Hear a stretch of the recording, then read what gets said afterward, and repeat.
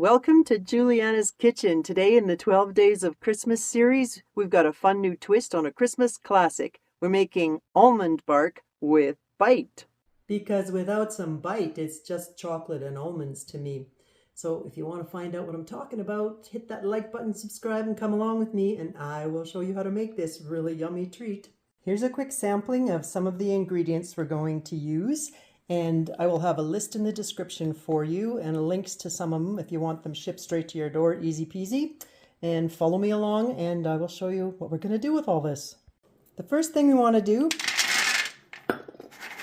is roast our almonds. 3/4 of a cup of almonds or 100 grams.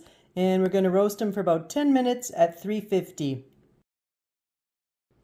While the nuts are roasting, we want to chop and prep all the other ingredients so that we're good to go once the chocolate's melted. We are going to chop up 1/4 cup of cranberries and 1/4 cup of dried apricot. And here comes some bite. We're going to chop up 1/4 cup of candied ginger. The easiest way to do the candied ginger and the apricots is to use just one of these little small knives. I think I actually have a link in the description where you can get one too if you need. So we'll chop them up like that, and the cranberries, it's easier to chop them up with the big gun because there's just too many little things to do it this way. So let's get chopping. I like to chop the apricots into tiny little pieces. I think they're about the size of peas if you want a reference, because I have no idea if I'm on your giant screen or your phone. And it looks like it's about maybe 7 or 8 apricots will do the trick.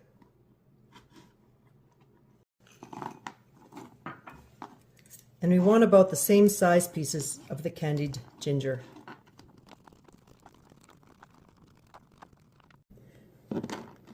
For the cranberries, I like to bring out the big gun. It's just easier. And you could leave them all whole, but I kind of like all the pieces of fruit and nuts that go in this to be similar of size. Except for the almonds. I'm not going to chop the almonds. But this way you get nice little bites of fruit in every mouthful. And the last ingredient that takes these over the top to awesome is salt. Of course, you can use sea salt, or I've got some coarse Himalayan pink salt, but you can see this, it's too coarse. So let me show you my hack. I'm just using the Kirkland brand Himalayan pink salt that comes in the grinder container. But what you want to do, I don't know if you guys can see on here, but there's actually 3 little dots. You want to set it on the coarsest grind and then use a sieve and collect it in a bowl. So through the sieve, you want to just grind. You only need 1/4 teaspoon of coarsely ground sea salt. So if you put it in the sieve and you sift it, now we have the consistency we want. It's bigger than regular salt, but it's not so huge that you're going to get like a kapow of salt in your almond bark bite. Another quick prep thing we need to do is make a bag for piping the chocolate using a piece of parchment paper.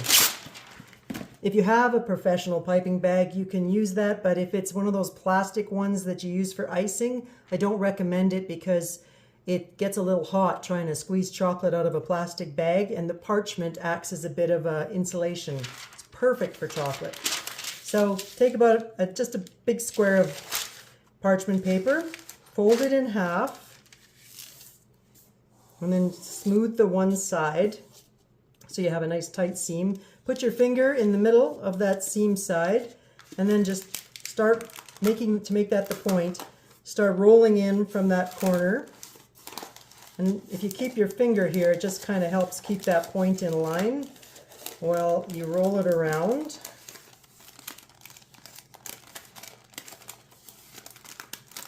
And then you can look inside of it and check to make sure you got a nice tight point there so the chocolate won't be leaking out. And then use a good sized piece of tape and tape it. Oh, I'm sure in the fancy bakeries they don't use tape, they just roll it at the top, but I'm not putting the chocolate in it right now, so I can't do that so easily. All right, so there you go. We have our piping bag ready for the white chocolate drizzle we're going to do after. Time for the chocolate.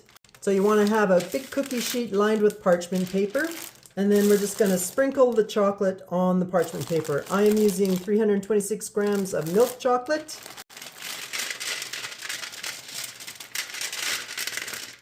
You can use whatever chocolate you want, but I like a little bit of variety, so I'm using the 60% cacao version. You can use semi-sweet as well if you want. And we just want to spread it around so that they're mixed up. And we're going to put that in the oven for about 8 minutes till the chocolate's melted. While that's in the oven, it's a good idea to lay out a towel for some insulation.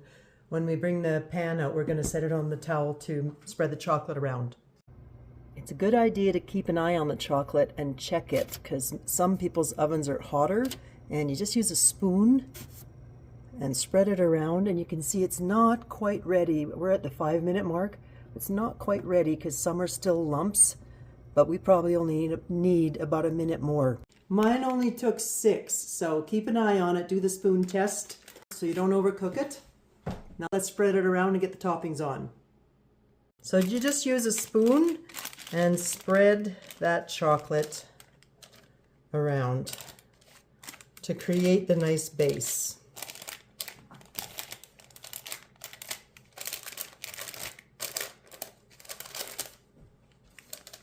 And I don't completely mix it because I kind of like the idea of a little bit of both flavors in each bite.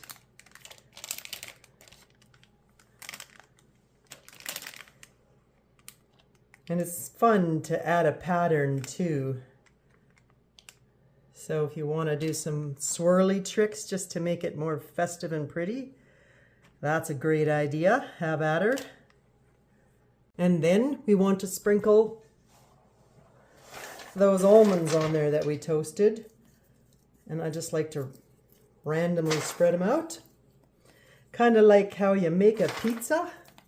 And then it doesn't matter what order you do the rest. You just want to have them broken up so they don't have big chunks. So it's easier to do by hand, where you can just rub them apart if you need to because they stuck together. So I'm sprinkling on the ginger to give it the bite, which is the whole point.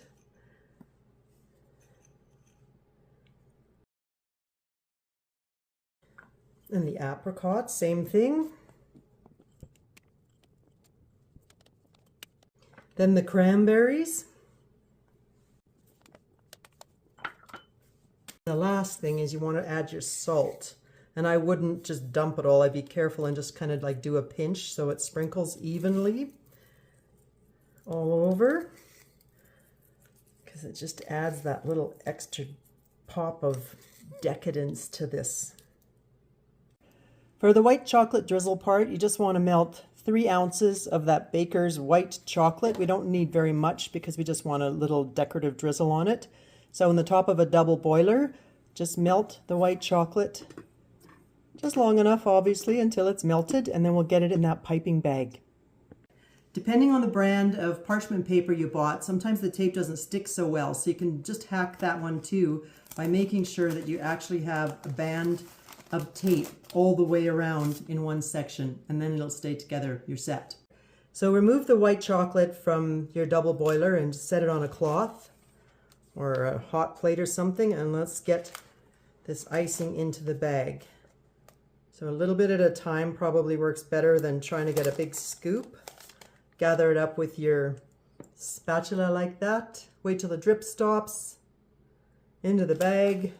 Use your hand to push against, and you can see it's filling in the bag nicely. So get this last little bit in there.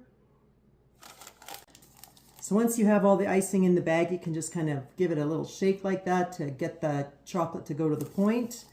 And then you can just fold the top and roll it up like that. So we are good to go. So you just want to snip a little tip off. A little bit is better than too much at the first round. If it's not enough, you can just snip it again. But I'm starting off small because I just want little teeny crazy fun drizzles. I kind of like that. You just keep holding the bag by squeezing and rolling that top edge and drizzling it.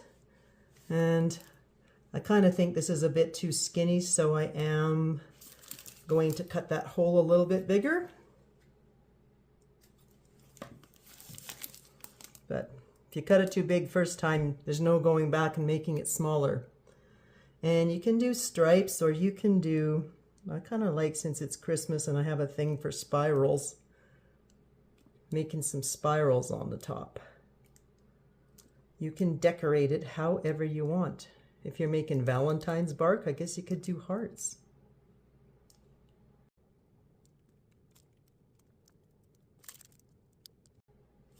And as you can see, you can just go loose about it. They don't have to be these perfect spirals. It looks actually more festive, I think. There you have it. So you want to let these cool probably overnight and then just break them into pieces like traditional almond bark and store them in an airtight container, and you are set for a festive, delicious treat. Loving how that drizzle pattern turned out. So if you liked cooking with me and you want to have some more fun at Jeweliyana's Kitchen, please subscribe and I'll see you on the next video. Have a great day.